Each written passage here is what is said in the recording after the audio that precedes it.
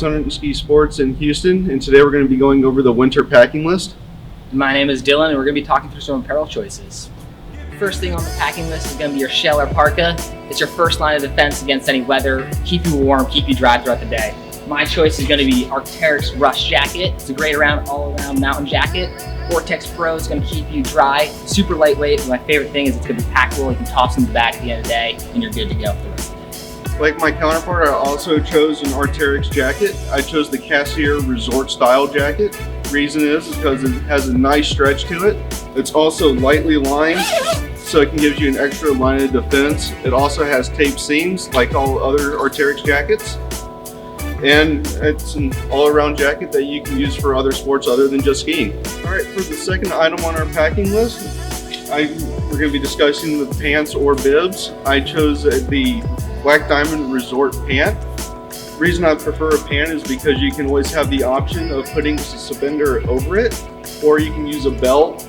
It also makes it a lot easier just to be able to throw on a pair of pants.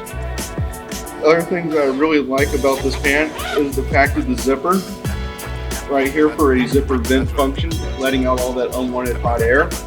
And also, the pant has a nice stretch to it, so it's going to be super comfortable. It's going to be able to bend with your knees while you're skiing or if you're snowboarding. And it's also not a very streamlined style ski pant, so it's going to be great for that snowboarder or for that skier. And just like Den, I also went with a pair of pants. These are the Arc'teryx Cassier pants. They're stretchy, great lightweight.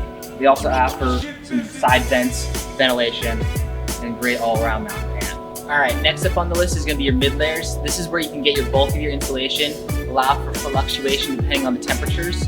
And my choice today is going to be the North Face Ventrix. It's a great, lightweight, activewear. It'll shed heat when you need to, but it'll keep you warm during those cold moments on the lift chair. And then for my mid-layer, I chose a Patagonia Micro Puff. It has a nice Primaloft insulation. The reason you would need a mid-layer like this is especially if you're running a shell system jacket, referring to the Arc'teryx that we picked earlier, is that it's a lightly lined jacket, but that mid-layer gives you that nice insulation inside. And then also, I'm the type of skier that runs hot, so this type of system works for a skier like me. For the final item on the apparel side of the packing list, we're going to be talking about the base layer.